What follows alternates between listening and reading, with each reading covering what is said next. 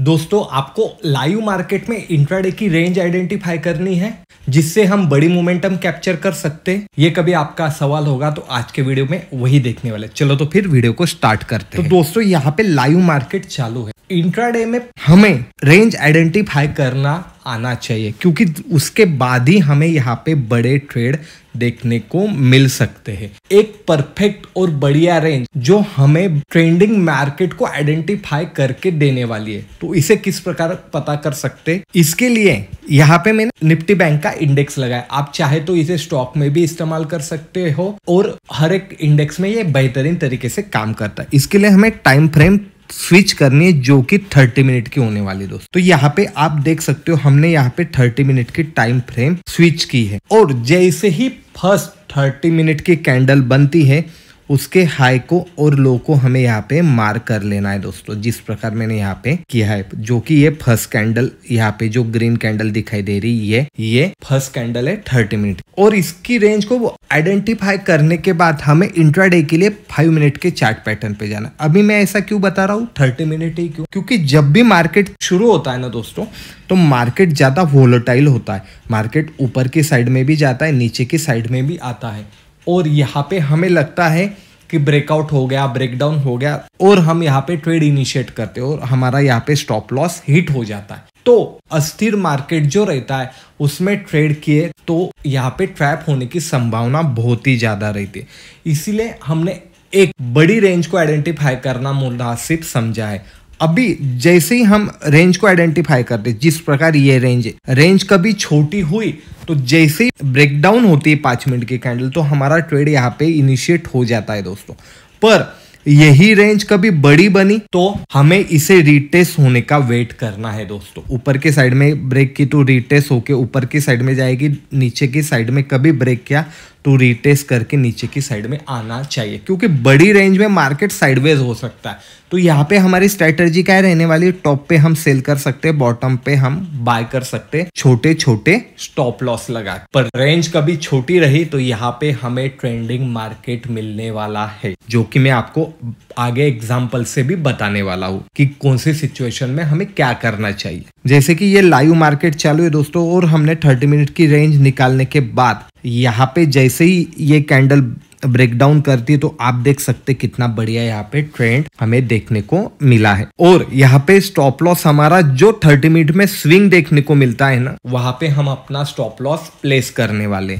यहाँ पे कोई भी मिरेकल टूल इंडिकेटर हम यूज नहीं करने वाले। सिंपल प्राइस एक्शन, जितना चार्ट को सिंपल और अपनी कंसेप्ट सिंपल रखेंगे दोस्तों आप, उतना आप ज्यादा प्रॉफिट बना सकते। ज्यादा इंडिकेटर, ज्यादा एनालिसिस करने से क्या होता है ना, ट्रेड मिस हो जाता है। इसीलिए ये टेक्निक आप इस्तेमाल करके देखिएगा। तो यहाँ पे हमें एक बेहतरीन तरीके से ट्रेड मिलता हुआ दिखाई दे रहा है और मार्केट लाइव है।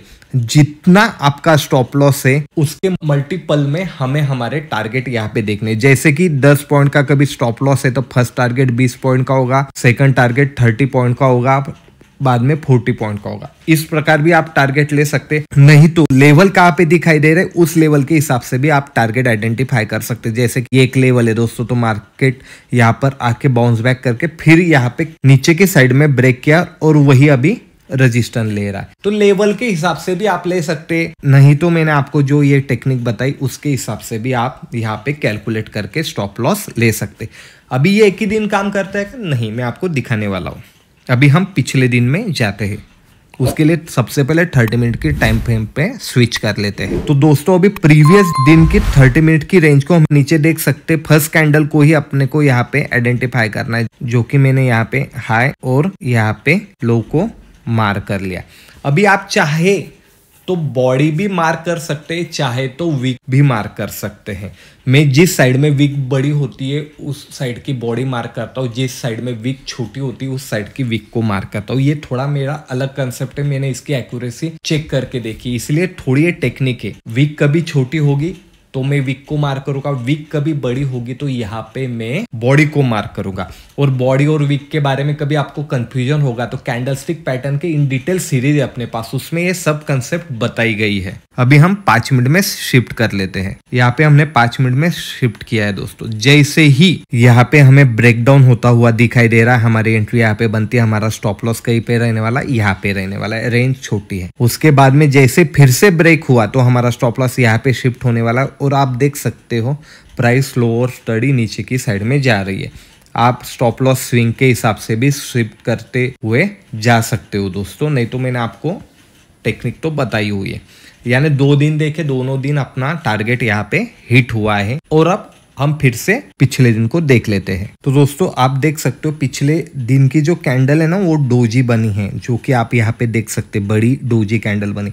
जब इतनी बड़ी डोजी कैंडल बनती है ना तो हमें यहाँ पे उसके हाई को और लो को ही मार्क करना है। क्यों मार्क करना है, उसके पीछे का रीजन क्या है, क्योंकि बॉडी बहुत छोटी है दोस्तों, ये बॉडी बहुत ही छोटी है यहाँ पे, और दोनों साइड में वीक सिमिलर है। यानी यहाँ पे क्या हुआ, बायर और सेलर की फाइट चल रही है। तो इसमें हम ट्रैप हो सकते हैं जब परफेक्ट हमें डोजी दिखाई दे रही है। तो इस प्रकार हमने इसे मार्क किया। अभी हम 5 मिनट में शिफ्ट हो जाते हैं। तो यहाँ पे मैंने ऑलरेडी मार्क करके रखा था, तो आप देख सकते हो पूरा दिन मार्केट उसी रेंज में था दोस्तों। मैंने आपको बोला था जब भी रेंज बड़ी बनती है ना तो मार्केट उसी रेंज में रहता है। तो यहाँ पे क्या कर सकते, बॉटम में बाय और टॉप पे सेल।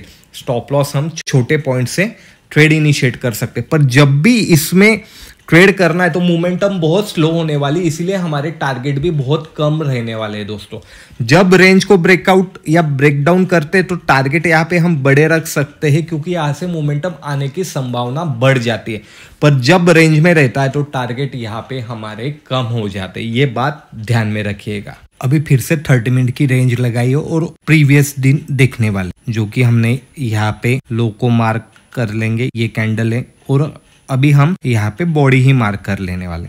अभी ये भी रेंज बहुत बड़ी है दोस्तों, कितने पॉइंट की है, करीबन आप कभी देखे तो यहाँ पे 300 पॉइंट है दोस्तों। जब भी बैंक निफ्टी में 30 मिनट की रेंज इतनी बड़ी बनती है, जो कि हमने यहाँ पे भी देखी, आपने कैलकुलेट किया तो ये भी करीबन 300 पॉइंट के ऊपर ही हमें देखने को मिल रही थी। तो इतनी बड़ी रेंज जब भी बनती है तो मैंने आपको क्या बोला है, साइडवेज हो सकता है। अभी हम 5 मिनट में शिफ्ट होने वाले हैं। तो यहाँ पे आप देख सकते हो ब्रेकडाउन हुआ, पर मैंने आपको क्या बोला था, मार्केट ने रीटेस्ट करने को होना। मार्केट रीटेस्ट करते ही ऊपर की साइड में चला गया। स्टार्टिंग में ही आपको बोला था रेंज जब भी बनती है तो हमें यहाँ पे रीटेस्ट करते हुए दिखाई देना चाहिए, पर यहाँ पे क्या हुआ, ऊपर की साइड में चला गया। तो हम यहाँ पे बाय इनिशिएट कर सकते हैं। हमारा फर्स्ट टारगेट ये रहने वाला है। ऊपर के साइड में भी ब्रेकआउट हुआ दोस्तों, पर रीटेस्ट हुआ क्या, नहीं, फिर से मार्केट नीचे की साइड में आ गया और बाद में एंडिंग के टाइम में ब्रेक आउट होकर के मार्केट ऊपर की साइड में चला गया। तो हमें यहाँ पे एक ट्रेड मिला